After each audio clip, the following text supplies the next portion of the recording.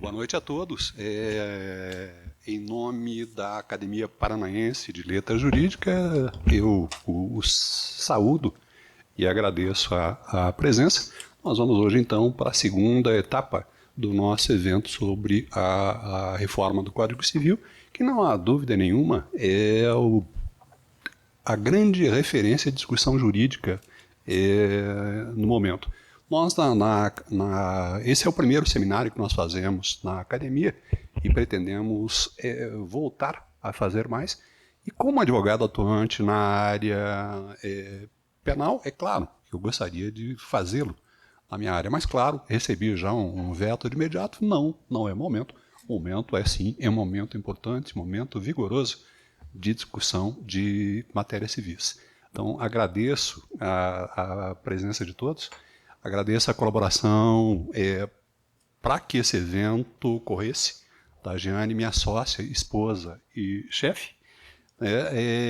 Agradeço muito, mas muito mesmo, Cassiana, o seu auxílio. Ontem o Dr. Guilherme Lucchesi disse que você é a roda que faz o Instituto se mover. Realmente é, e nós agradecemos muito. É uma satisfação imensa ter aqui o professor João Casilo, que foi um professor na graduação, só há 38 anos. Eu pareço realmente jovem, né? Mas já passei dos 60 anos. É realmente uma satisfação muito grande. Eu já disse isso para o senhor e repito sempre. O senhor foi um dos grandes professores que eu tive. Era uma pena que era exigente demais nas notas, né? Mas acho que talvez nós não precisamos entrar em detalhes em relação a isso. A satisfação em vê-lo é muito grande. Dr. Guido Dobel foi em 1995, lá se vai um número de anos bastante razoável também, com a indicação do professor Assis, que na época era presidente da OAB, foi meu colega da comissão de exame. E foi a época em que o exame passou a ser obrigatório. Eu sou, por exemplo, num tempo em que era mais tranquilo, nós não precisávamos fazer exame para ser advogados, né?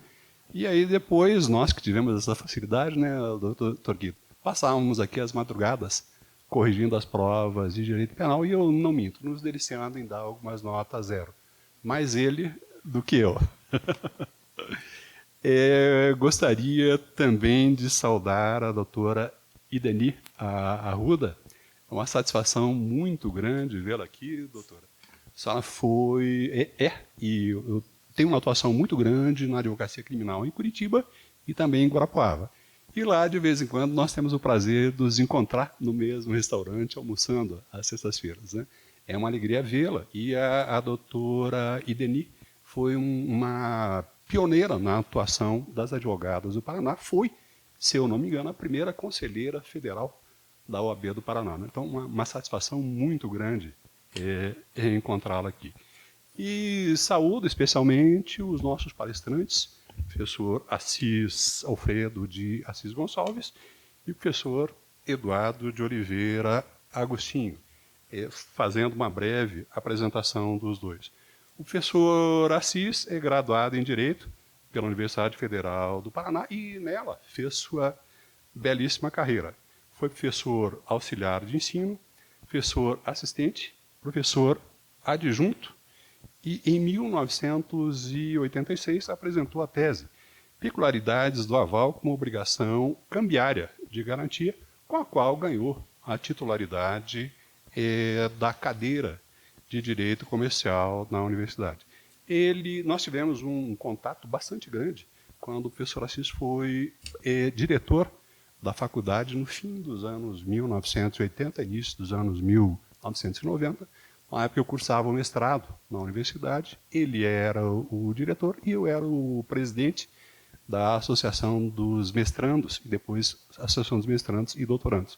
O auxílio que o senhor nos deu naquele período, isso foi indescritível.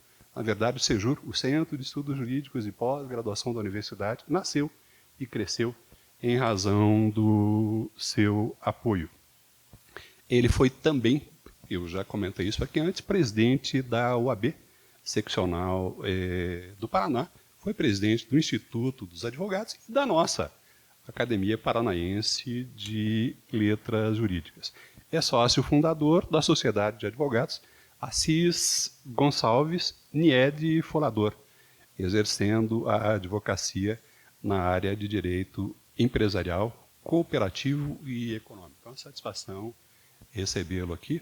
O professor Eduardo Oliveira Agostinho, embora ainda bastante jovem, é também um dos grandes nomes do direito empresarial do Paraná. Tive o prazer, e ele bastante gentilmente convidou os ex-professores da PUC quando a faculdade, a Escola de Direito, completou 60 anos, e eu tive o prazer de estar lá, até por conta de que meu filho, Vitor Hugo, na época era acadêmico da Universidade. Sei do belíssimo trabalho que o senhor fez lá, e é uma satisfação que o senhor tenha aceitado o nosso convite para participar do evento. O professor Eduardo Agostinho é graduado pela PUC em 1998, é mestre em integração latino-americana pela Universidade Federal de Santa Maria e doutor em Direito Econômico e Socioambiental pela PUC do Paraná. É pesquisador e visitante da Universidade de Paris I, Panthéon-Sorbonne, e na Organização Mundial de Propriedade Intelectual. Foi decano da Escola de Direito da PUC e diretor titular de Direito Empresarial do curso de graduação em Direito. É professor colaborador do programa de pós-graduação em Direito na PUC do Paraná, na área de concentração de Direito Econômico e Desenvolvimento, e coordenador do curso de especialização em falência e recuperação de empresas, também na PUC do Paraná. É advogado sócio na NGA Advogados e tem atuação bastante vigorosa no direito empresarial e econômico. Professor, é uma satisfação muito grande recebê-lo aqui. Professor Assis, também é uma grande satisfação, e lhe passo a palavra para o senhor fazer a sua comunicação. Obrigado, doutor Câmara. É uma satisfação estar aqui no Instituto, porque aqui foi, durante muito tempo, a nossa casa de estudos, a nossa casa de desenvolvimento da atividade da advocacia, e sempre uma referência de uma entidade que tem mais de 100 anos. Não é? Eu tenho saudades, quando venho para cá, dos tempos em que a gente se reunia aqui, em 3, 4 pessoas, achando que não ia ter movimento. E aos poucos as coisas foram crescendo. O Instituto hoje é uma referência, eu diria até nacional, e muito respeitada por todos nós, inclusive pelos congêneres dos outros estados. O Apner hoje e o Tarcísio pertencem ao Instituto Brasileiro não, a Confederação dos Institutos de Advogados do Brasil, dado o prestígio justamente que o nosso Instituto tem aqui. Há estados que nem o Instituto não funciona, ou que foi criado e desapareceu. Então, eu acho que é um orgulho nosso saber que o nosso Instituto está sempre presente nessas atividades. E a Academia Paranaense de Letras Jurídicas só tem que enfim, ficar bastante satisfeita por ter aqui nesta casa o abrigo que necessita muitas vezes para desenvolver suas atividades culturais. Quero registrar também a presença da minha colega de turma, que é a doutora Edni Arruda, e que, além de outros títulos, eu gostaria de destacar o fato de ter sido homenageada com a medalha Vieira Neto pela OAB. As demais autoridades e as referências que já foram feitas, eu as endosso, e quero desde logo passar para a exposição que pretendo fazer aqui. A primeira observação que eu quero fazer é que eu acho que nós não devemos estimular a alteração do Código Civil nos termos em que está sendo posta. Por isso, eu vou me direcionar para as críticas apenas, embora um ou outro momento eu possa dizer, aqui podia até ter acontecido alguma coisa de aprimoramento, porque das mais de 1000 sugestões de alteração do Código Civil, espremendo, poucas têm alguma relevância. E no meio de tantas, entram certos jabutis de interesses pessoais. Eu localizei alguns que são, obviamente, situações de alguém que está com algum problema e quer resolver com alteração do Código Civil. Isso é perigosíssimo. Agora vejam, no meio de 1000 e tantas sugestões, podem passar essas absurdidades.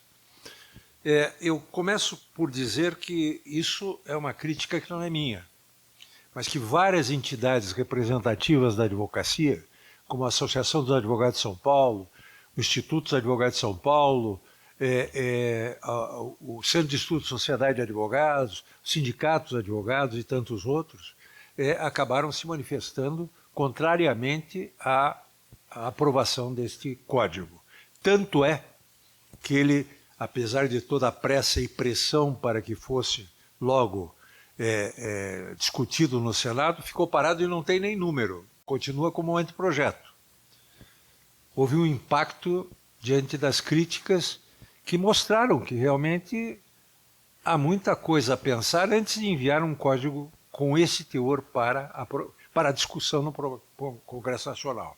Eu sou muito amigo da Paula Forgione, que foi a responsável pela área de direito comercial, e disse a ela, olha, eu vou pedir licença para dizer que eu não gostei disso. Ela disse, não, com toda razão, e te digo mais, disse ela. Nós fizemos um trabalho que depois foi alterado completamente na hora de fazer a reforma.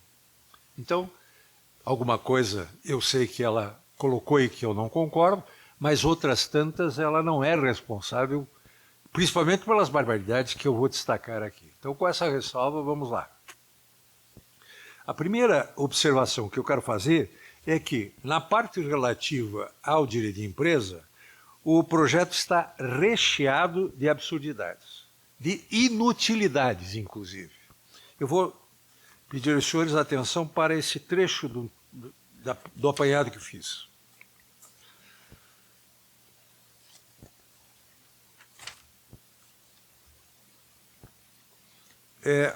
Acrescentar inutilidades, como se pode observar das numerosíssimas passagens do anteprojeto, a exemplo do que se vê, e aqui, na nova redação proposta para o artigo 966, que substitui o conceito de empresário pelo de empresa como organização dos fatores de produção, principalmente por se saber que todo o texto do Código Civil pautou-se no perfil funcional da empresa, como atividade.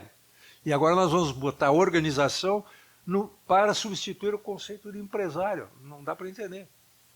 Como é direito de empresa, então vamos definir a empresa como organização dos fatores de produção. Ora, o sistema foi empresário, o foco é na pessoa que realiza a atividade, e a partir daí a atividade passa a ser a empresa. Como, enfim, no perfil do Oskini, como perfil funcional do Oskini. Só que aí você quebra a linha de coerência do código ao estabelecer essa alteração. Mas vamos adiante. Para o artigo 972, que altera podem exercer a atividade de empresário para podem ser empresários. Para o artigo 974, inciso 1, que a proibição de um incapaz administrar uma sociedade nele já prevista acrescenta, mas fica ressalvada a hipótese de eventual cassação da incapacidade. Ah, é? Cassada a incapacidade, ele não é mais incapaz. Por que isso? Vamos lá, mas tem coisas muito piores. Para o artigo 977, que passa a permitir a celebração de sociedade entre cônjuges e conviventes sem limitações, quando bastava simplesmente a revogação do artigo. Porque a restrição está no artigo. Tira o artigo, resolveu-se o problema. Não é? Aqui, então, se dá pode fazer isso. Olha, se não está proibido, não há por que ter o artigo. Mas, enfim, principalmente à luz do princípio de que deve prevalecer a autonomia privada e respeitar as vontades das partes, etc. Para o artigo 982, que as palavras, salvo exceções expressas, acrescenta, neste código ou em lei especial. Para o artigo 1026, que determina a liquidação da cota do devedor se a sociedade não estiver dissolvida, acrescentando essas expressões em boa parte incongruentes e totalmente desnecessárias, mediante pedido de dissolução parcial, subrogando-se automaticamente e dependendo direito nos direitos do devedor com todos os acessórios da dívida. Bom, para o artigo 1088, que comete um surpreendente erro de concordância verbal ao substituir cada sócio acionista subscrever ou adquirir, por cada sócio acionista subscreverem ou adquirirem. Para os artigos 1032, 1064, 1066, 1072, que dizendo o que está dito na redação mais confusa, redundante ou pior. Para os artigos que acrescentam o Código Civil ou deste Código aos enunciados que a outros se reportam, como se dúvida houvesse, deve-se haver onde estariam. Não é? Vai se dizer que é neste código, você está dizendo que é o artigo tal, ia ser de qual código, ou de onde que iria surgir esse artigo. Não é? É que inexplicavelmente eliminam a distinção entre firma ou razão social e denominação, ou que determinam a identificação do tipo societário, seja posta somente ao final da expressão de empresarial, contrariando os usos atuais. Então, vocês vejam, a sociedade anônima pode ser só no início, não pode ser SA no final. O que é isso? Por que estão pensando em fazer essas modificações? Não é? Mas, enfim, eu continuaria essa lista por longo tempo, mas vejam que puxei alguns aqui, todos eles absurdos. Na sequência, eu gostaria de observar que o código, no artigo 966, que será objeto até de análise do professor Agostinho, enumera princípios que devem ser seguidos na interpretação das normas. Muito bem, só que eu tenho uma preocupação muito grande com princípios, porque se os juízes já não dão muita bola para a lei, os princípios vão ajudá-los a descumprir a lei. Mas essa norma aqui, eu acho que está contra o princípio tal.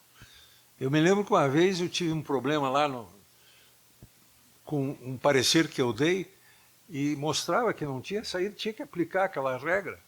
E aí o juiz, aliás, o Tribunal do Rio de Janeiro sai com a seguinte expressão: mas se interpretar desse modo vai ofender o princípio da dignidade humana. Ofende tudo, qualquer coisa. Se você falar um palavrão, está ofendendo o princípio da dignidade humana. Quer dizer, fica uma largueza que você não tem mais controle. Então, às vezes a gente pensa até que ponto a preocupação dita no início para a reforma está exatamente em dar mais segurança jurídica às normas do Código. Mas, indo além, eu critico a posição que foi adotada pela comissão expressamente de adotar as principais orientações da jurisprudência na interpretação das regras. Nós sabemos que a jurisprudência ela não tem a visão geral que tem as pessoas quando discutem a elaboração das leis. Quais são as pessoas que estão sendo atingidas, quais são as causas, etc. Dou um exemplo. Daria vários exemplos de decisões do STJ que estão sendo aplicadas por aí e massacrando uma série de direitos. O exemplo que eu dou é o da decisão do STJ, no sentido de dizer que, para a ação de dissolução parcial, não concordo com esse termo, mas para a ação que visa a apuração de haveres de sócio, etc., é indispensável que todos os sócios sejam citados. Com esta bobagem, ele passou a impedir que sociedades com grandes sócios possam ser acionadas. Eu lembro uma época que fui advogado de um hospital aqui de Curitiba, não vou dar o nome, mas ele tinha 86 sócios. E eu estava preocupado com outra coisa, eu queria transformá-lo em sociedade anônima, porque era uma limitada, que não fazia sentido ser limitada. Mas tinha sócio falecido e como a cota era de médico, o médico pega uma cota para poder participar do hospital, a cota não valia nada, não era inventariada, portanto não tinha que saber como, tinha que abrir inventário para citar herdeiro. Tinha sócio na Venezuela e por aí afora. Imagine o caos que essa decisão do STJ criaria para as grandes sociedades. Só que transformada em lei, criou.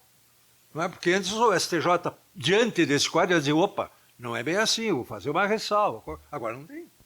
Aplica a lei. A não ser que, por aplicação de algum princípio, a gente diga, não, essa lei aqui não pode ser aplicada porque ofende o princípio da dignidade humana. Né? Qualquer princípio, podia buscar um outro, da República. Bom, então, eu acho muito perigoso a gente pegar e fazer uma alteração legislativa com base em decisões jurisprudenciais que são elas são compartimentadas, elas não têm a visão do todo, elas têm a visão do quase concreto. E às vezes aplicam em casos que não são iguais, e aí a crítica que a gente pode fazer. Agora, quando virar lei, não tem o que fazer. Não é? A inércia do legislador não vai permitir uma modificação tão rápida quanto poderia ocorrer na mudança da orientação dos tribunais. Outra crítica severa que dá para ser feita é a questão do artigo 1077 com o artigo 1029 do Código Civil. Particularmente, eu entendo que a sociedade limitada só pode ter exclusão de sócio, etc. Aliás, exclusão não, retirada de sócio, com base no artigo 1077, e não no 1029. Por quê? Porque a lei diz, o Código diz expressamente que o regime jurídico da sociedade limitada é este. Só na sua lacuna, na sua omissão, é que pode ser supletivamente aplicado o das sociedades, enfim, das sociedades tronco, que são as sociedades simples. O que acontece? Uma coisa é você permitir a qualquer instante o sócio sair, quando ele tem responsabilidade ilimitada e pode perder todo o seu patrimônio. Outra é numa sociedade que só comporta sócios e investidores e que perdem o que apostaram apenas. Então há uma distinção muito grande nisso. Pois bem, para adotar a orientação equivocada dos tribunais e que tudo é a mesma coisa, o que aconteceu? Foi sugerida a alteração do artigo 1077 para ter esta redação. A redação antiga dizia assim: quando houver modificação do contrato social, os sócios que discordarem podem sair da sociedade, basicamente isso. E aí dizia, no prazo de 30 dias, a sugestão é a seguinte: sem prejuízo das hipóteses previstas no artigo 1029 deste Código, o sócio que dissentir quanto à modificação do contrato social pode exercer o direito de retirar-se da sociedade nos 30 dias subsequentes à reunião, aplicando-se no silêncio do contrato social, antes jeito disposto no artigo 1031. Bom, eu pergunto aos senhores o seguinte: quais as hipóteses, além do artigo 1029, que seriam abrigadas pelo artigo 1077?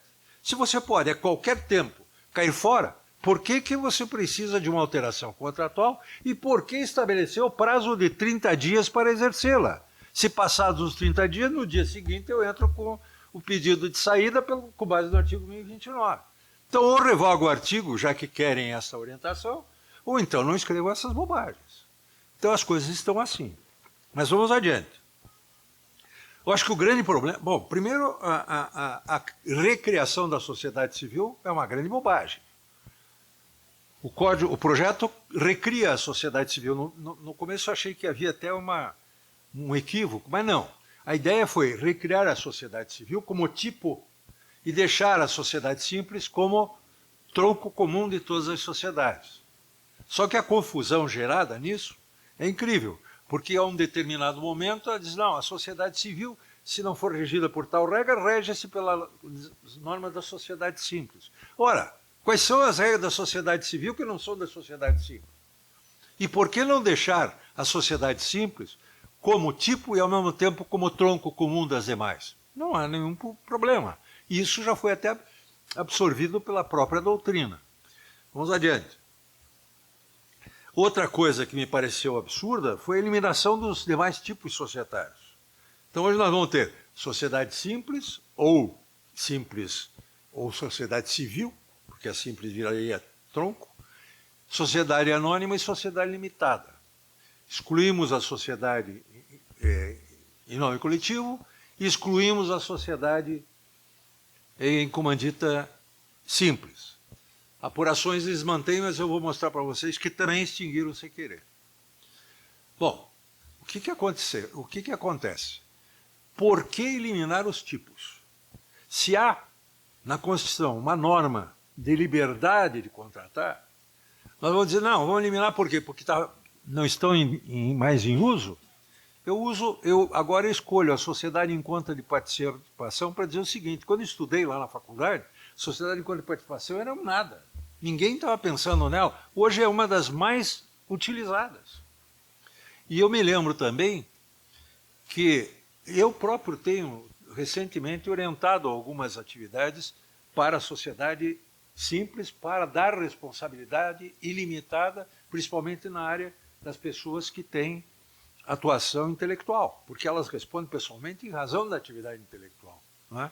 Até quando participei da Comissão de Reforma do Código Comercial, eu fiz uma sugestão para criar uma sociedade de profissão intelectual, exatamente porque o Código estava eliminando, a proposta estava eliminando as sociedades em comandita. E por que isso? Porque na sociedade de atividade intelectual, primeiro, é preciso que ela seja controlada por quem mexe com a atividade, por quem entende da atividade, e não por leigos. O que hoje acontece nas sociedades de médicos, que às vezes é uma empresa leiga que está comandando os médicos, contra o próprio estatuto aliás, o Código de Ética dos médicos. Mas, enfim, é assim que funciona, é o modelo que os contadores escolhem e dão para os médicos e também, por que não, para os advogados. Com a advocacia também, os advogados têm preguiça de pensar e aí pedem para o contador fazer os seus contratos. Isso é notório, porque eu como eu escrevi um livrinho sobre sociedade de advogados, volta e meia sou consultado por isso. Mas eu deixei para o contador fazer? Claro. Deu no que deu. Não é? E aí, vejam, quando você pensa numa sociedade assim, ora, por que não permitir que tenha sócios investidores com responsabilidade limitada e sócios que comandam a sociedade e têm responsabilidade limitada porque exercem uma atividade que os obriga a responder por ela. Um médico comete uma falta, é ele que vai responder, a sociedade responde também, tudo bem, mas ele é responsável. Agora, o investidor na sociedade não pode ter responsabilidade, então está ótimo. Esse modelo está na Europa, tá principalmente na França e em outros países, aqui nós vamos eliminar essa opção. Por quê? O deixar lá incomoda alguém? É esse o problema. Bom, o pior é que, ao dizerem isso, o pessoal aqui, o grupo, cometeu um engano interessante. Por que razão? Não há sociedade de responsabilidade ilimitada que seja empresária. Acabaram. Sociedade empresária tem de ter responsabilidade limitada. Não tem conversa. Se o empresário disser, não, mas eu quero ser responsável, mas o modelo que você escolheu não vai permitir a tua responsabilidade. Ora, isso muitas vezes é interessante para mostrar a credibilidade do empreendimento, notadamente no começo. O grande problema no Brasil é que nós criamos uma limitada lá em 1918, sem a preocupação de estabelecer regras, como em outros países, para que ela atendesse o médio comércio. Então ela virou o remédio para todos os males. Por que não limitar a responsabilidade? Já que dá para limitar em qualquer caso, vamos escolher a limitada. E foi aí a cultura da limitada. Se você vai comentar isso no estrangeiro, na Alemanha, então, eles acham um absurdo que a limitada não tenha essa vocação para médio comércio. Não é? E, para eles, é muito natural ter sociedades com responsabilidade ilimitada dos sócios. Notadamente nessas em que até a própria estrutura exige a ilimitação da responsabilidade de alguns sócios. Bom, vamos adiante. Eu não quero me delongar muito, porque sei que temos horário também a cumprir. A comandita por ações, eu quero chamar a atenção do senhor para o seguinte. O artigo 1090, na sua redação atual, diz que a sociedade de comandita por ações é regida pelas normas relativas às sociedades anônimas, sem prejuízo das modificações constantes deste capítulo. O que significa essa regra? Que a comandita por ações, que estava regida pelas regras da lei das SA, não tem mais nenhuma disposição na lei das SA que a regule. Por quê? Porque está dito aqui com todas as letras, sem prejuízo das modificações constantes deste capítulo. Então não tem saída. As normas das sociedades em comandita que estavam na lei das SA foram revogadas. Agora vem a nova redação do artigo 1090. A sociedade em comandita tem o capital dividido em ações e rege-se pelas normas relativas à sociedade anônima. Ponto. Então, o que é comandita? Porque você vai na lei das SA, não vai achar. Portanto, nem que se substituísse a expressão pelas leis das sociedades anônimas, pela expressão pelos dispositivos da lei das SA, não seria possível, porque não se represtinam normas revogadas. Então, a comandita também desaparecerá se o código for aprovado. Houve uma tentativa de unificar os registros das sociedades, e eu achei interessante essa regra no artigo 985. Só que bacana. Só que esqueceram de revogar outras regras que determinam o registro civil de pessoas jurídicas. Seria muito bom que o registro público de empresas tivesse a função de aglutinar todas as sociedades, deixando para o registro civil as associações e fundações. Fazia uma distinção até, eu acho, conveniente. Porque hoje nós temos uma duplicidade de registros de matéria societária que criam confusões. Se vocês chegarem hoje no registro de pessoas jurídicas com uma sociedade que é nitidamente simples, eles registram. Claro, vão ganhar emolumentos. Não tem nem a estrutura para pensar como tem nas juntas comerciais. Eu quero contar uma história interessante, rapidinha para vocês. Eu, quando fui presidente aqui do Instituto, recebi a ata de minha posse e disse, vamos levar lá para o registro logo para fazer alterações bancárias e tal. Aí fizeram o carimbar, cheguei aqui, quarto registro de imóveis. Pô, o Instituto é de 1917, lá não tinha 4 registros, que história é essa? Levaram para o registro umas atas anteriores e a partir daí ficaram arquivando todas lá. E é no registro, no primeiro registro, obviamente, que está a inscrição do Instituto. Chega lá, pum, carimba, está resolvido. É a coisa mais simples. Aliás, carimba não. Leva, às vezes, 30 dias para devolver o documento carimbado. Mas, assim, ninguém examina. Então, nós teríamos uma vantagem de que esses contratos das demais sociedades passassem por um crivo mais rigoroso e pudesse também evitar essa história geográfica, né? Em vez de ficar em tal endereço, vai no outro. Por que isso? Porque são sociedades, a estrutura é uma só, a proposta era de alteração, de unificação das obrigações e assim por diante. Claro que a gente sabe o porquê, que os cartórios têm força e não quiseram perder essa fatia do mercado. Não é? Mas, enfim, o artigo 985 teve boa intenção, mas não resolveu nada porque não revogou outros artigos que tratam da sociedade simples como tendo registro no registro civil de pessoas jurídicas.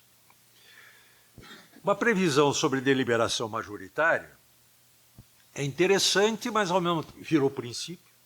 Apesar do princípio, não alteraram o artigo 999 do Código Civil, que determina que das sociedades simples, que as alterações contratuais das sociedades simples, que contém a matéria do dispositivo de conteúdo, lá que é o 997, se não me engano, só sejam aprovadas por unanimidade. Bacana, né? Nós temos sociedade de advogados, por exemplo, que não podem mexer no contrato se não houver assinatura de todo mundo. Isso não foi mexido, apesar de consagrar o princípio da deliberação por maioria. Mas esse princípio de deliberação por maioria foi muito além do que devia, a ponto de, hoje, não ser mais possível uma minoria excluir o sócio majoritário por falcatruas que faça na sociedade. Por quê? Porque aqui diz que todas devem decidir tudo por maioria absoluta. Maioria absoluta é metade mais um. Então o sócio majoritário passará a ficar protegido. Por isso que eu digo, às vezes pode ter norma aqui com uma intenção de resolver um problema pessoal. Não é? Por que isso? Quer dizer, pode ser bandido, mas a empresa é dele. Essa é a interpretação que se dá a essa regra. Bom, também critico uma série de normas de direito processual inseridas no Código Civil, e até umas delas, até cito 2 exemplos, são normas que, a rigor, visam corrigir as lacunas do Código de Processo Civil. Por exemplo, a dissolução total de sociedade não foi regulada no Código Civil. Esqueceram. Regularam a dissolução parcial e não fizeram a total. Até um dos responsáveis por isso, um dia numa palestra, disse, não, é que não existe ação de dissolução total de sociedade, por isso foi regulada só a parcial. Imaginem. Mas, enfim, quiseram botar agora no Código Civil. Então, imaginem, o Código foi tão coerente, o Código Civil, criado pelo Reale e pela equipe que ele escolheu, seguiu uma linha absolutamente lógica dentro de uma orientação doutrinária que era do próprio Reale. A partir daí, bagunçamos o Código. Agora, vamos pôr um pouco de processo aqui, outro lá. As normas para apuração de haveres pegaram o artigo 600 lá do Código Civil e trouxeram para o Código de Processo Civil e trouxeram para o Código Comercial. Como se isso resolvesse o problema. Porque, às vezes, há sociedades que precisam de um critério de apuração de haveres e outras que precisam de outros. Não dá para a lei estabelecer. Ela pode até vagamente estabelecer orientações, mas o critério vai depender da natureza, do tipo da atividade que é exercida. Há atividades, como, por exemplo, a advocacia, em que o valor patrimônio físico pode não ser nada. Ao passo que uma sociedade que desenvolve uma atividade agrícola, por exemplo, o patrimônio físico é tudo. Não é? Como é que nós vamos tratar isso com uma regra rígida que diz isso deve entrar tal coisa, etc. E eu aqui faço um parênteses para dizer o seguinte, nós precisamos quebrar esta visão, eu diria, retilínea, que rompimento do contrato social dá esta solução para a apuração de haveres. Não acham que o sócio que sai de uma sociedade está querendo cair fora e, portanto, não deve se apropriar de haveres futuros? Parece absolutamente lógico isso. Ao passo que o sócio que é excluído pode ser excluído por uma causa que justifique ele participar do futuro.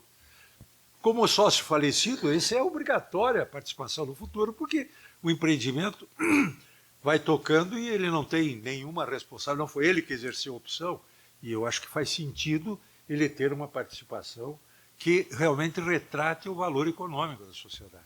E por aí fora. Se uma pessoa quer sair da sociedade, está fazendo uma opção, assuma a consequência da opção. Daqui para frente você não tem mais o que participar. Mas, enfim, são questões que eu colocava aqui rapidamente, e só para terminar eu diria que na cooperativa repetem as mesmas coisas sem nenhuma necessidade, é apenas, eu acho que é importante acrescentar o FATES, que foi esquecido no Código Civil, mas o que eu achei absurdo foi eliminar a possibilidade de a cooperativa não ter capital.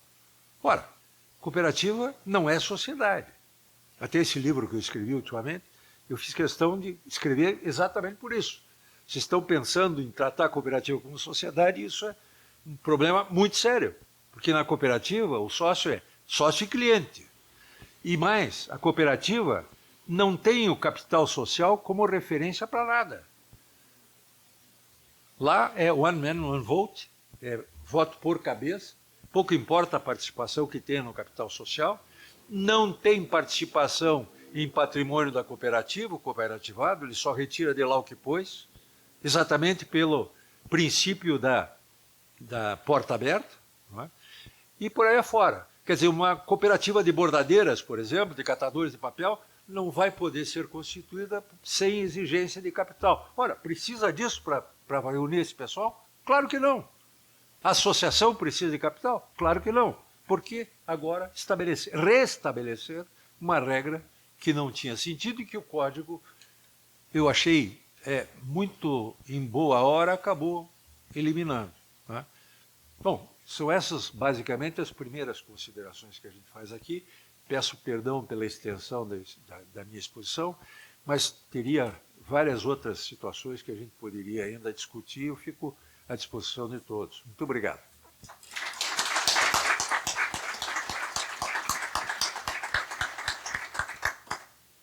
Agradeço bastante ao professor Assis, e sempre ouvindo o professor, e sempre aprendendo. De novo, realço a satisfação de tê-lo aqui conosco, e passo a palavra ao professor Agostinho para fazer a sua comunicação. Boa noite a todos e todas. Primeiramente, eu queria agradecer à Academia Paranaense de Letras Jurídicas, na pessoa do professor Luiz Antônio Câmara, pelo convite para poder participar desse evento para discutir o projeto do Código Civil. no direito de empresa. Queria também ressaltar a minha felicidade de estar aqui no IAP, uma casa que eu admiro muito e sempre procuro participar das atividades que são muito engrandecedoras, é um espaço de debate franco do direito. E gostaria de destacar que, para mim, é uma oportunidade ímpar que o professor Luiz Antônio Câmara está me concedendo de poder participar de uma mesa com o professor Alfredo Assis Gonçalves, que é professor de todos nós, né? Por favor. Eu quero me perdoar por ter esquecido de fazer uma grande referência a essa pessoa. O professor Agostinho tem participado conosco de uns debates muito interessantes e eu gosto muito da maneira como ele tem atuado. Então, para mim, é uma satisfação dupla aqui de estar com ele presente a essa mesa. Esqueci, me desculpe, Agostinho, mas eu tinha que fazer essa referência. Acho que porque achei que já tinha feito, ou por saber que você é uma pessoa com a qual eu tenho tanta... por quem eu nutro tanta admiração, eu acabei esquecendo de fazer. Na verdade, professor, talvez porque a gente já começou o debate lá na sala, né? Então, ali já estávamos trocando ali algumas expectativas de como seria o debate. Tá. Vou puxar, obrigado. E aí, na perspectiva de poder debater com o professor Alfredo Assis Gonçalves, me vi numa situação, né, de como que eu me organizo para enfrentar esse desafio, né? E, para minha sorte, né, quando o professor Assis lançou o livro sobre as cooperativas, foi oportunidade que a gente conversou a respeito desse evento, e ele comentou comigo que ia usar um material que ele tinha preparado num boletim a respeito do projeto do novo Código Civil, que eu já consegui entender ali, a partir da leitura, alguns dos pontos que ele traria. E aí, então, estrategicamente, eu vim na ideia de destacar alguns aspectos que o professor Assis já trouxe para nós, né, para que a gente pudesse até ter uma perspectiva de um debate e poder entender melhor aí algumas mudanças que o projeto está trazendo, que trazem algumas consequências que podem vir a resolver algumas situações que nós enfrentamos hoje e outras que talvez dificultem. Aqui, professor Assis, já chama a atenção de que, dentro da lógica dos colegas que participaram da comissão que trabalhou direito de empresa, muito foi dito que o objetivo maior era não inovar, mas sim buscar consolidar o que a jurisprudência já apontava, como o professor colocou, né? Mas eu vou trazer aqui uma situação que, para mim, não foi bem isso que aconteceu no final, né? E aí a ideia de trazer segurança jurídica, ao meu ver, não vai ser o objetivo atingido, né? Dentro dessa perspectiva também, tentando fazer um contraponto aos pontos que o professor Assis chamou de atenção, que são realmente preocupantes e que devem ser observados para que esse projeto se vier a avançar, que avance dentro de uma perspectiva positiva, né? Eu vim também trazer alguns aspectos que podem ser apontados como algo positivo nessa mudança, né? E aí, curiosamente, essa semana a gente teve o anúncio do Prêmio Nobel de Economia, né? E aí nós tivemos ali o reconhecimento do trabalho de uma dupla, na verdade, que eu conhecia mais, o Daron Acemoglu e o James Robinson, né? Mas os premiados foram em trio, entrou o Simon Johnson junto, né? O Daron Acemoglu e o James Robinson têm um livro que é bastante famoso, que é o livro Por que as Nações Fracassam.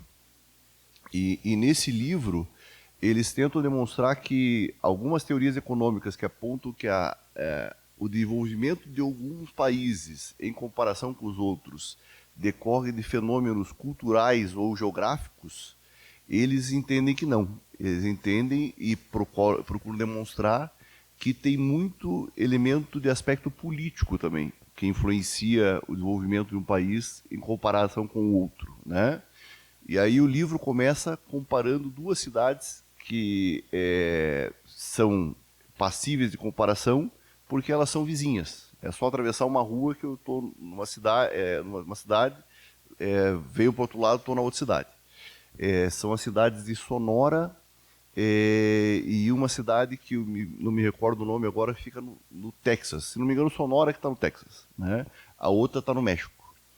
E aí as duas cidades, na verdade, são cidades contíguas, uma rua separa, só que numa eu tenho um PIB por cidadão X e no outro eu tenho um PIB por cidadão muito menor. Numa eu tenho um grau de educação mais elevado, no outro eu tenho um grau de educação menos elevado, né? E aí os dois perguntam, né? O que faz duas cidades que são contíguas, que na verdade têm a mesma cultura, que têm a mesma geografia, uma cidade eu ter tanto desenvolvimento e na outra não ter, né? E aí eles apontam que na verdade isso é fruto de instituições. E quando eles usam a palavra instituições, eles usam a palavra instituição no sentido econômico, que é o sentido de regra do jogo. E aí eles dizem que algumas sociedades têm regras do jogo, instituições mais inclusivas, que trazem as pessoas para dentro da sociedade. Outras têm regras extrativas. São regras que protegem uma determinada camada da sociedade em detrimento de outra que fica em uma situação de menos acesso a oportunidades, em virtude dessa que está dominando ali o ambiente que extrai a riqueza para esse grupo que já está nessa condição, né? E aí, naturalmente, a gente não pode, analisando os desafios que o nosso país tem, a gente pode entender qual das duas instituições aí que a gente tem mais presente na nossa realidade, né? É curioso que o James Robinson é britânico, ele é inglês ou escocês, agora não lembro qual o país de nascimento dele, mas o Daron Acemoglu é turco. E aí, então, a própria compreensão dos aspectos culturais e políticos é bastante heterogênea na construção do texto deles, né? E aí, por que o Eduardo trouxe o Daron Acemoglu para falar do novo projeto, de reforma do Código Civil, né? Na verdade, é muito na perspectiva de que o que se está buscando aqui, talvez, é um refinamento das regras do jogo, que são aquelas que vão induzir o comportamento das pessoas na sociedade. E aí isso, de certa forma, ocorrer não é negativo, isso ocorrer é positivo, porque eu posso buscar essa oportunidade para trazer um ambiente mais favorável para instituições inclusivas e não extrativas. Mas a questão daí é que, ao realizar isso, é papel nosso, como estamos fazendo aqui, né? Compreender as mudanças que estão sendo trazidas, para verificar se não se trata de uma mudança específica para atender a um determinado interesse de alguém que tem um poder de influência sobre esse processo decisório, ou se são regras que realmente vêm para trazer ali uma segurança jurídica em algo que já está consolidado na sociedade, que seria o discurso pretendido, né? Ou seja, o fato de discutir reforma é positivo, mas o que também é importante destacar?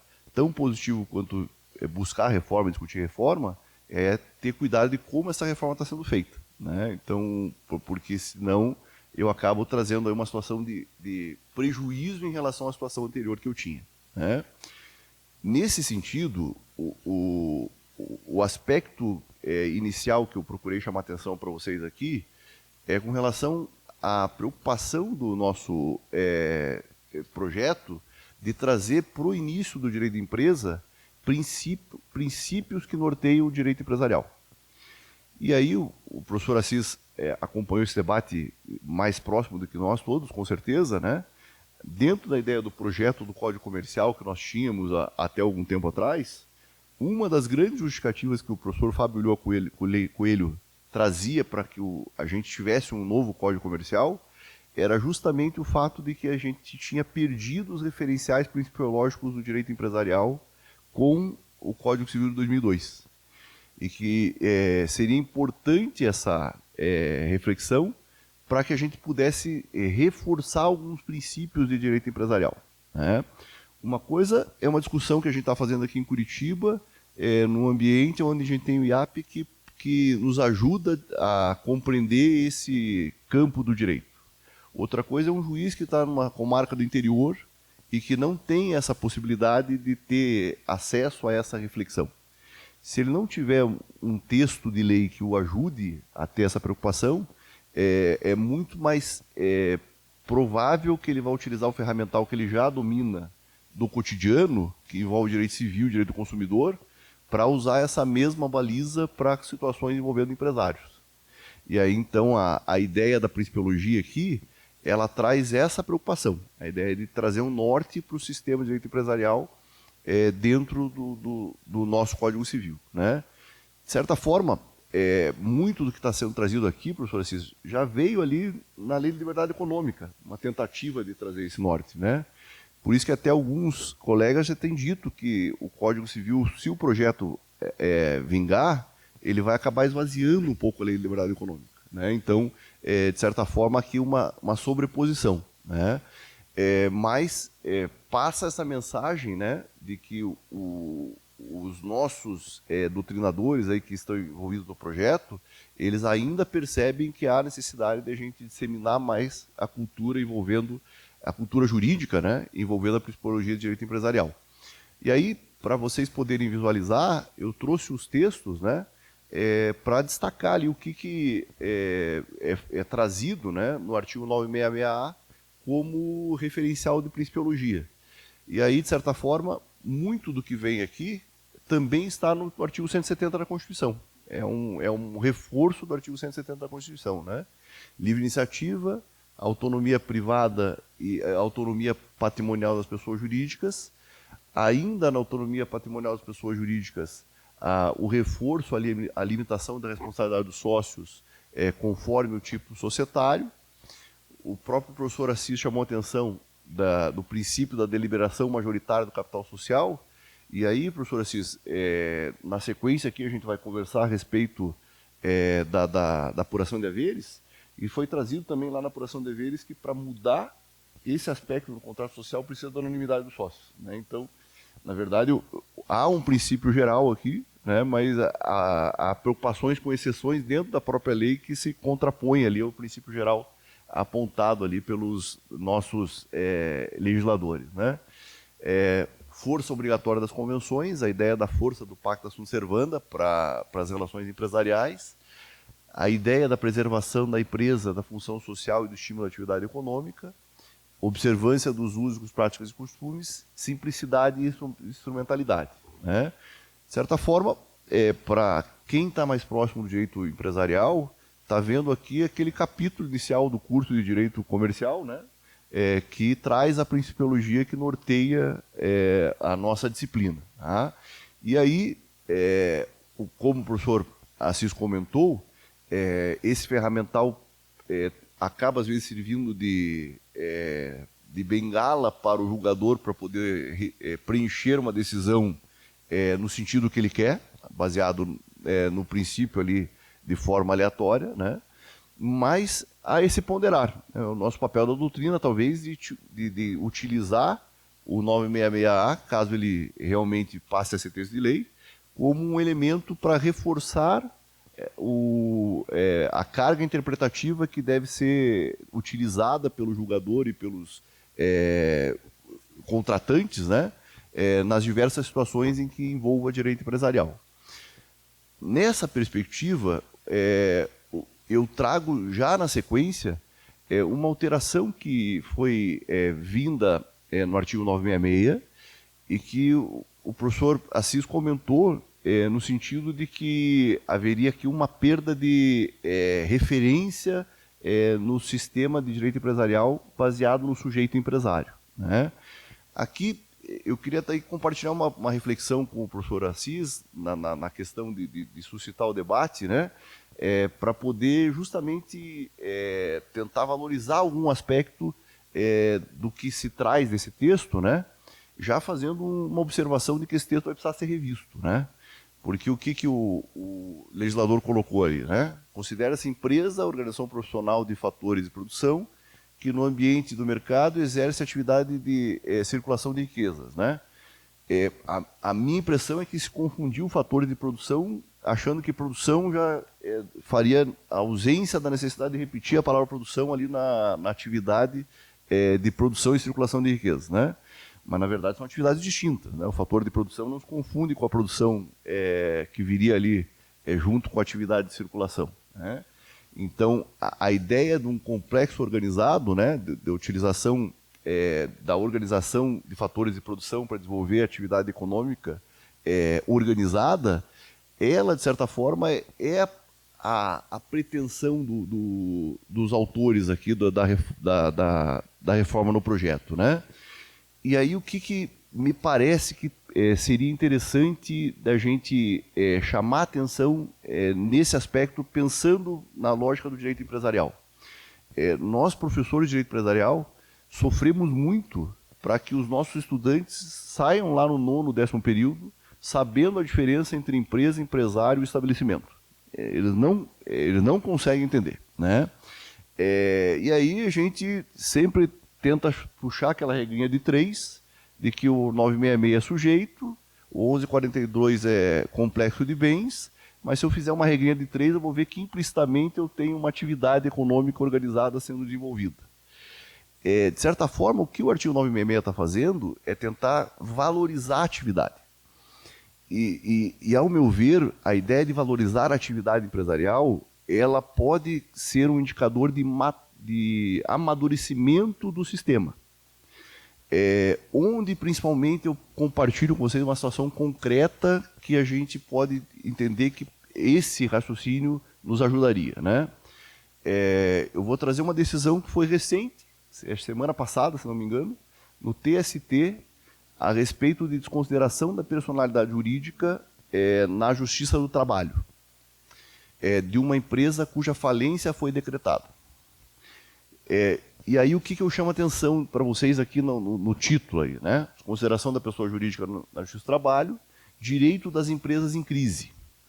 Aqui, na verdade, eu me valho de uma lição da professora Sheila Cerezetti e do professor Francisco Satiro. O que eles têm tentado fazer?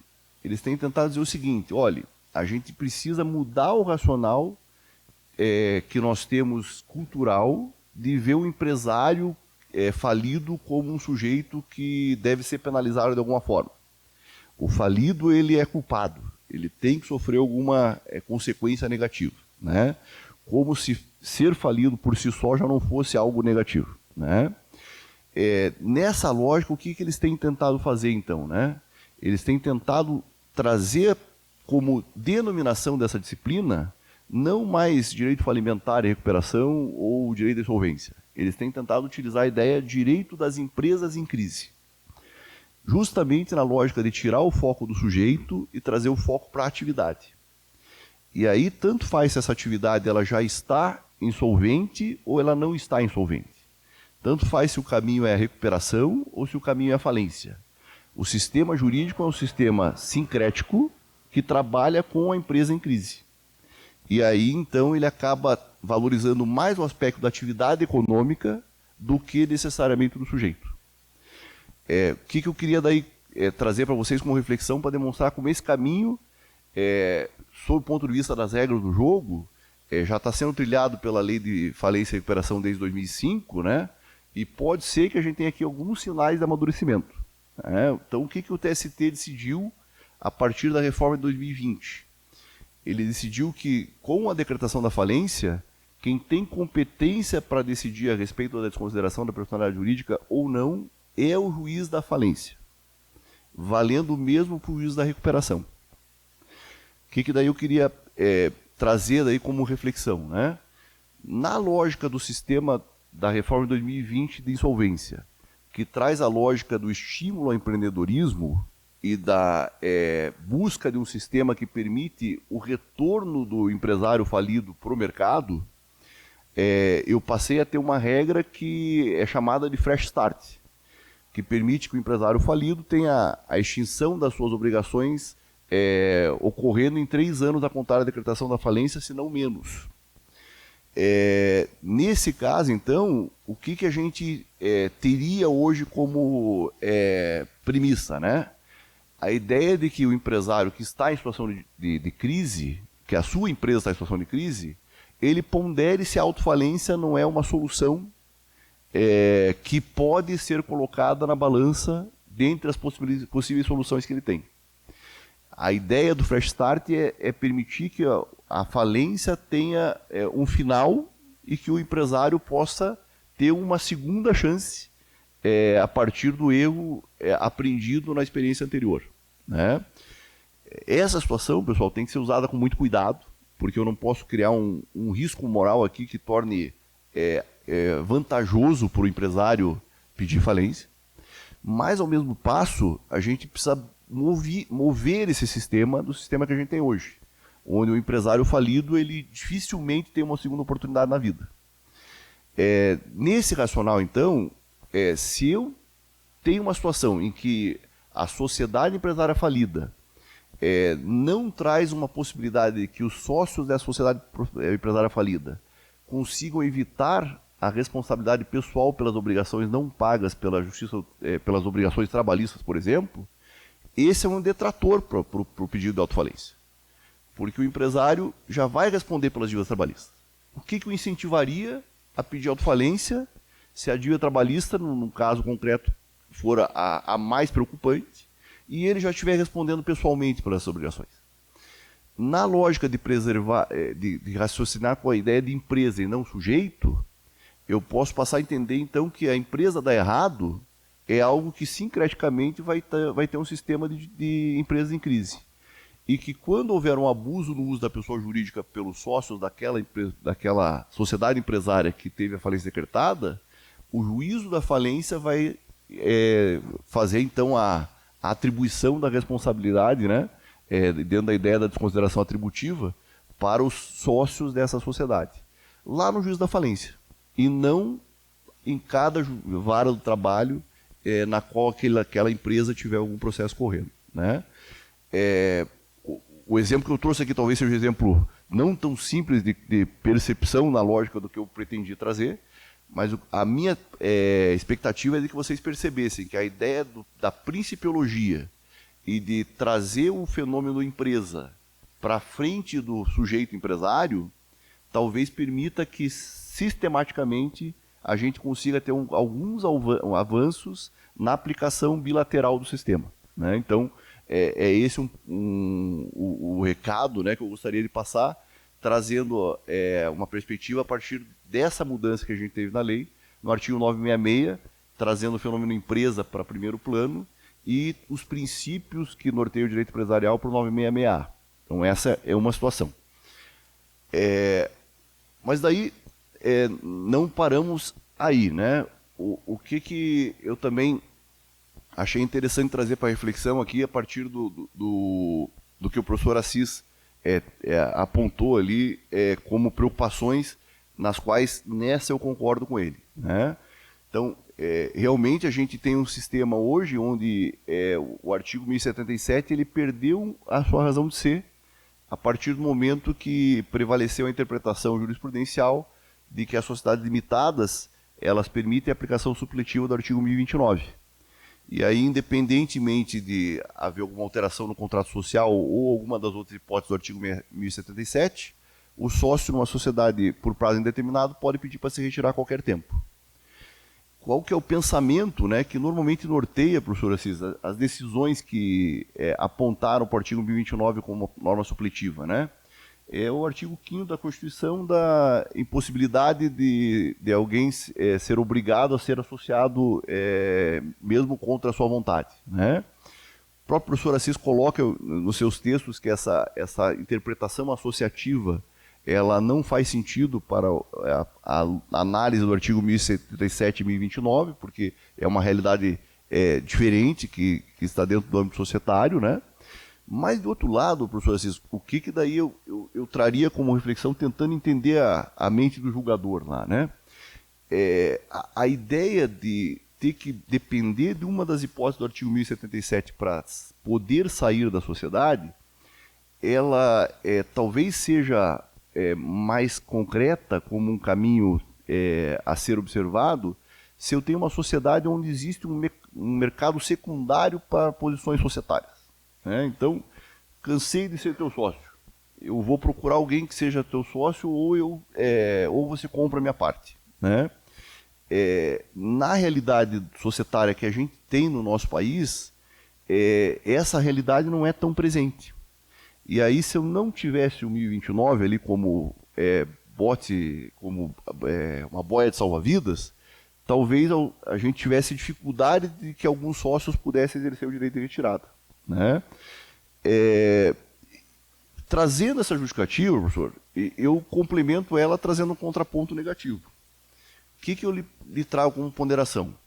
Ao mesmo tempo que eu entendo o julgador, no sentido de que ele teria ali uma boa razão para poder ter feito essa análise de aplicação supletiva, ele gerou um outro problema, que é a possibilidade do sócio poder pedir para sair a qualquer tempo e a gente admitir condutas oportunistas. Né? Então, é o sócio que a sociedade está muito bem os últimos 5 anos, ele pega a Folha de São Paulo, vê que o candidato que vai ganhar a eleição não é um candidato que vai trazer próximos 4 anos bons, né? O que ele, da noite para o dia, chega à conclusão? Acho que eu vou sair. Né? Por que eu vou sair? Porque na minha saída eu vou ter o direito de apuração de haveres, e na apuração de haveres, se eu for utilizar um critério econômico como base para definir qual é a minha participação, na verdade eu deixo os sócios na sociedade correndo o risco dos próximos 4 anos e tendo que trabalhar para me pagar. Né? Então, na verdade, esse raciocínio que eu estou passando para vocês foi o raciocínio que orientou a decisão do STJ que mudou a interpretação a respeito do critério para apuração de haveres quando o contrato social não traz um referencial. Né?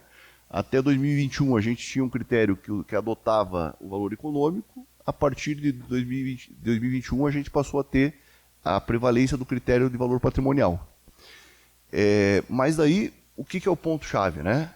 Eu só vou me preocupar com o que o STJ está pensando a respeito se eu não trouxe nenhuma previsão no contrato social.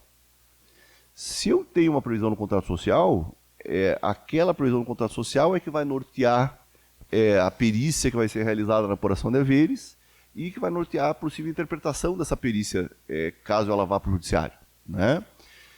Nesse sentido, o que nós tivemos como alteração aqui, né, que de certa forma reflete no artigo 1077 e no artigo 1029? O artigo 997, que traz ali o conteúdo base do contrato social, ele passou a ter a redação do inciso 1º com essa previsão ali que eu estou mostrando para vocês. Então, além de agora de a gente ter que apontar ali nome empresarial, série dos sócios, eu também tenho que dizer qual é o método e os parâmetros de apuração de haveres, o prazo se demais condições de pagamento dos haveres. Né? Ou seja, a ideia de como pagar os haveres, que era algo facultativo de ser trazido do contrato social, agora passou a ser elemento expresso, previsto no artigo 997. Né? Aqui dentro da economia, lá que eu gosto sempre de fazer relação, né? A gente teria uma espécie de nudge, que é aquele empurrãozinho que o legislador dá para que o sujeito tenha um comportamento que vai o proteger sem nem saber que está sendo protegido. Né? E aí veio essa outra previsão. Os órgãos de registro de sociedades não levarão a registro, na forma disposta do artigo 35, os contratos sociais que não contêm os requisitos constantes do inciso 1, 2, 3, 4, 6, e 7 e 10 desse artigo. Então, se eu não colocar como vai ser a apuração de haveres e condições de pagamento, o contrato não é registrado. Aqui, na verdade, né, professor Assis, o grande desafio é o exercício de futurologia, né? É eu conseguir saber qual é o meio de apuração de haveres que faz sentido para nós. Né? Mas, de certa forma, na perspectiva do direito societário, é mais pertinente que os sócios façam essa reflexão do que eles dependam de uma reflexão futura que dependa do momento que o judiciário está pensando se é valor econômico ou se é valor patrimonial. Né? E aí, nesse sentido, o artigo 1031 ele já traz uma consequência dessa mudança. Né? De modo que ele ainda traz a previsão ali, porque no caso de omissão vai ser realizada essa apuração de haveres judicialmente, né? Porque de certa forma está se trabalhando com a ideia de que eu tenho contratos sociais que provavelmente não vão ser atualizados ao novo sistema e que isso pode ser levado para o judiciário. Né? Mas aqui qual é o porém, professor Câmara? Parágrafo 2º, lá no final, diz o seguinte, né? Avaliando-se a preço de saída, os bens e direitos do ativo, tangíveis e intangíveis, inclusive os gerados internamente, além do passivo a ser apurado de igual forma.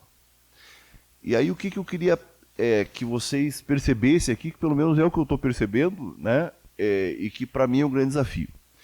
O professor Assis até comentou, muito do que está aqui no artigo 1031 é consequência de trazer os artigos 600 e seguintes do CPC aqui para o Código Civil. Né? Inclusive, o parágrafo 4º aqui é expresso.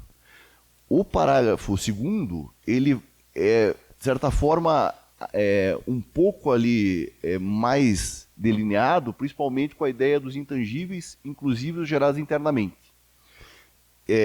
Intangível gerado internamente normalmente é algo presente em empresas que geram pesquisa e desenvolvimento.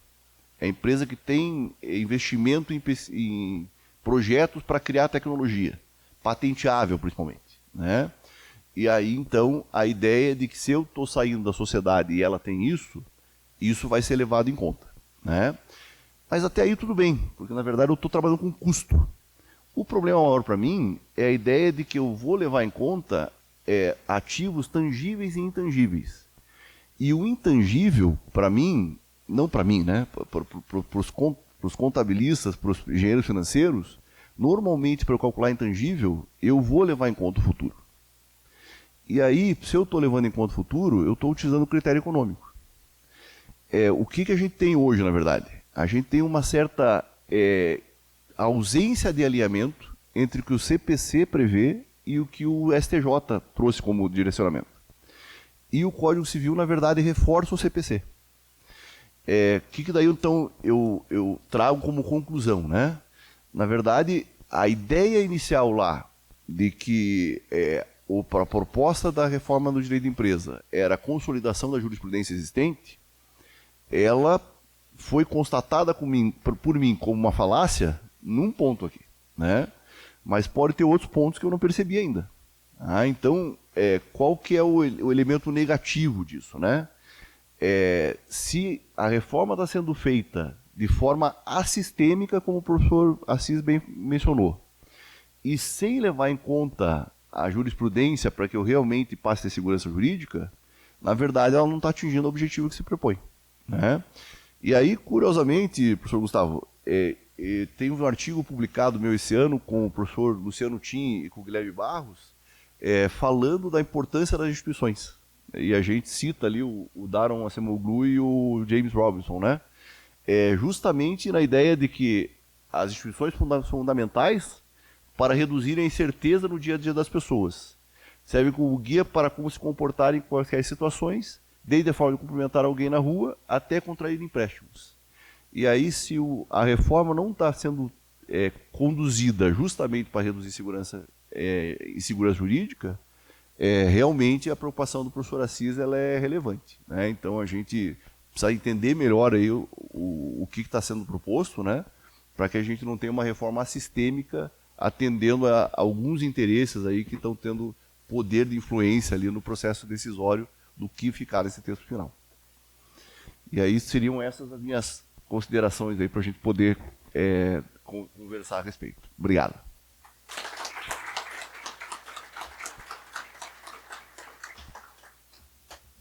Eu agradeço ao professor Agostinho e volto a repetir o que disse o professor Assis há pouco. É uma alegria ouvi-los, especialmente privatistas do nível de vocês. Aprendo muito, mas aprendo que também não aprendi. Apesar de ser advogado atuante no direito penal empresarial, eu confesso isso aqui publicamente para o senhor, né? Eu até hoje não sei a diferença entre empresa, empresário e estabelecimento. Por favor, não digam isso para a minha clientela. Agradeço novamente a ambos, e os professores fizeram aqui algumas provocações. Né? A palavra está aberta para quem quiser participar.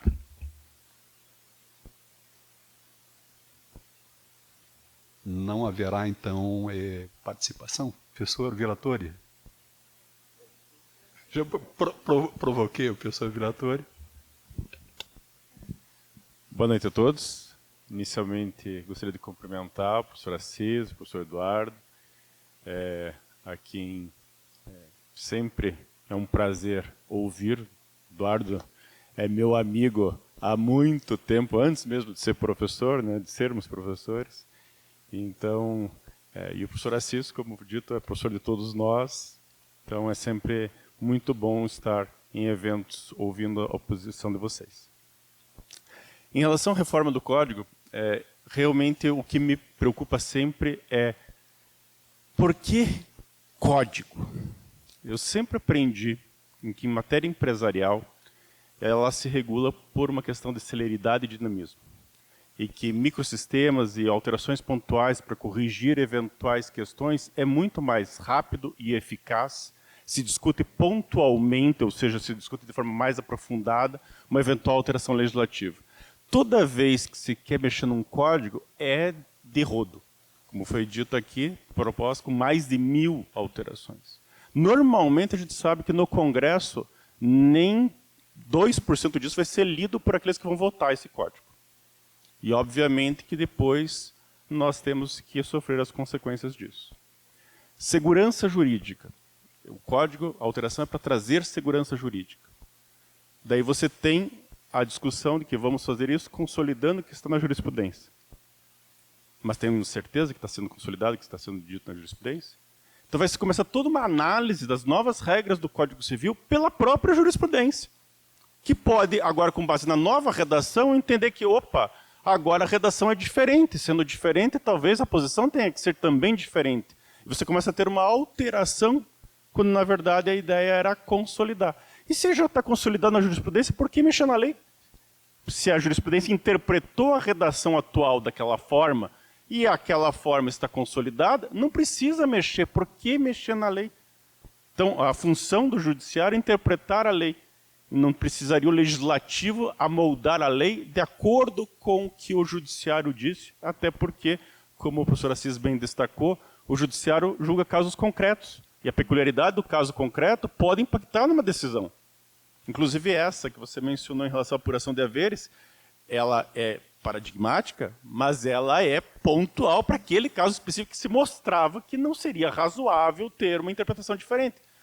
Mas será que em todos os casos de saída de sócio e apuração de haveres, a regra teria que ser exatamente aquela?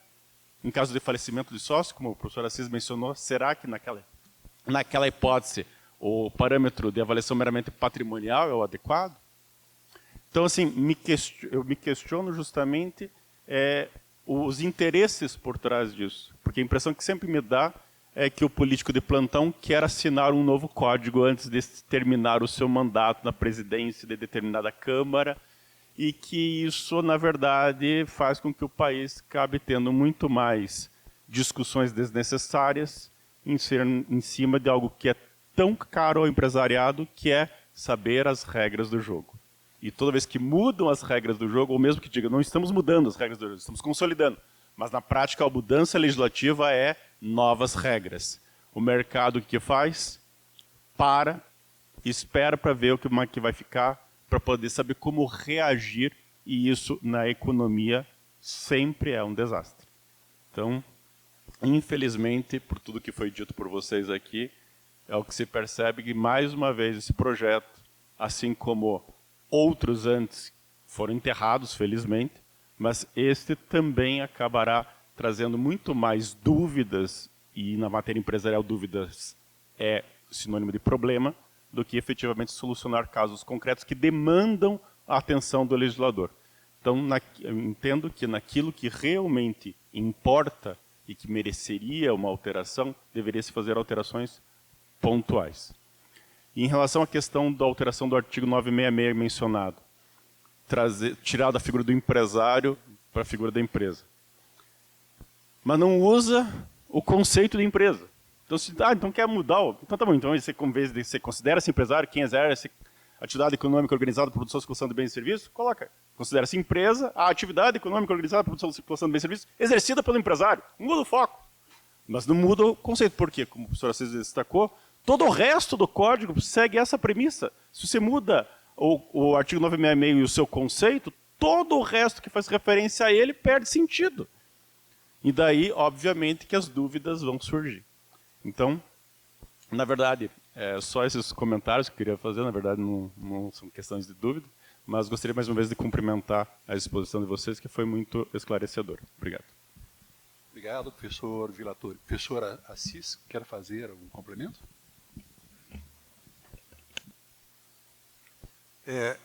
Na verdade, o que a gente...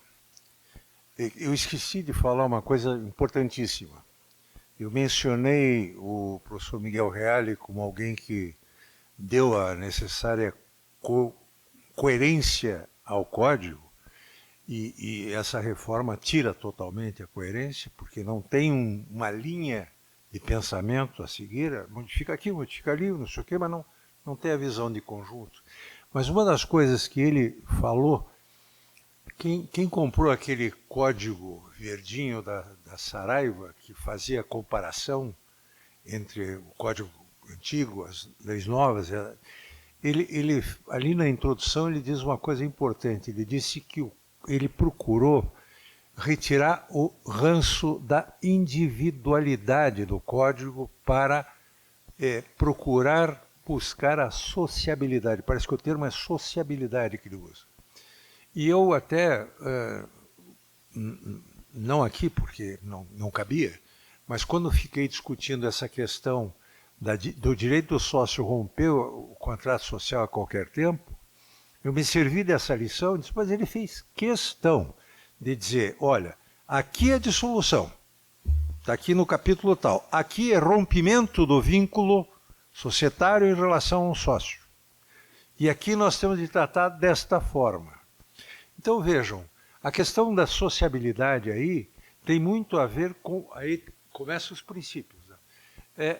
Tem muito a ver com a possibilidade ou não de um sócio, a seu talante a qualquer momento, dar um tiro na sociedade. Porque o pedir para sair oportuno ou não, significa a sociedade, na maioria dos casos, ter de realizar uma despesa extraordinária com o pagamento dos haveres dele.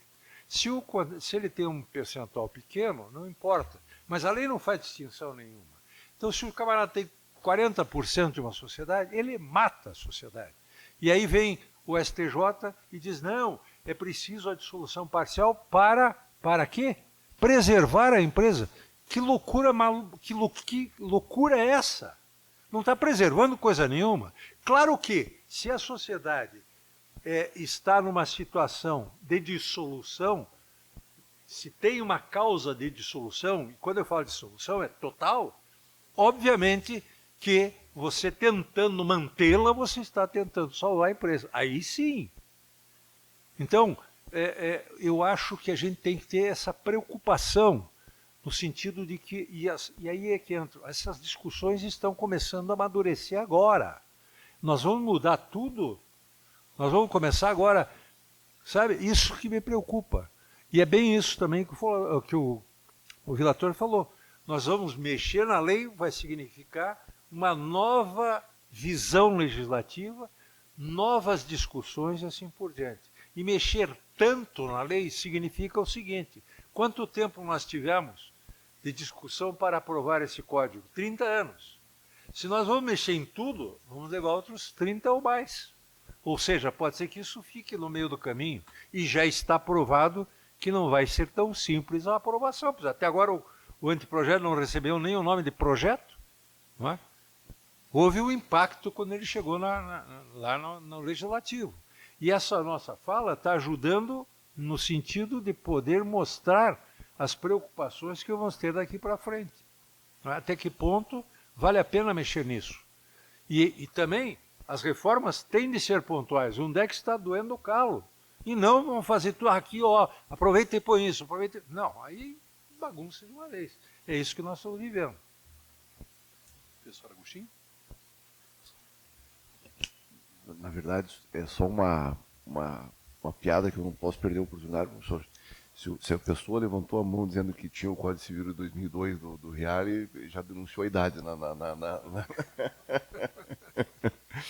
Mas eu acho que o que fica da análise do direito de empresa, né, reflete muito essa percepção de que a reforma é relevante. Eu tentei destacar isso, Mas, por exemplo, precisamos de um direito digital hoje? Talvez precisemos. Mas daí talvez não fosse mais adequado um microsistema, como o próprio professor Gustavo comentou, né? Na verdade, a possibilidade que a gente está vislumbrando é de que vai se perder a oportunidade de ter um microsistema de direito digital, em virtude da perspectiva de tentar trazer uma reforma que... Exatamente.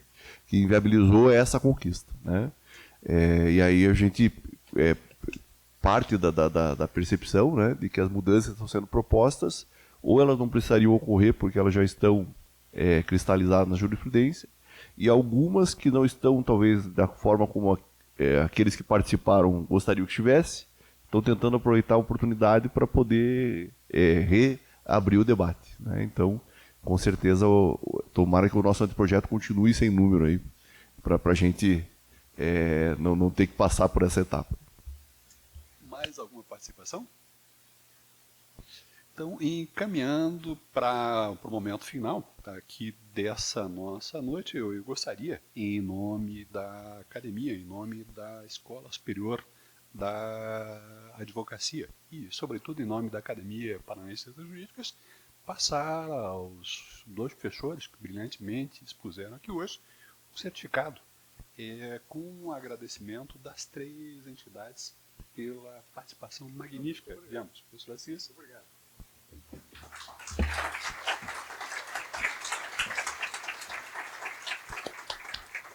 Professor Agostinho. Obrigado.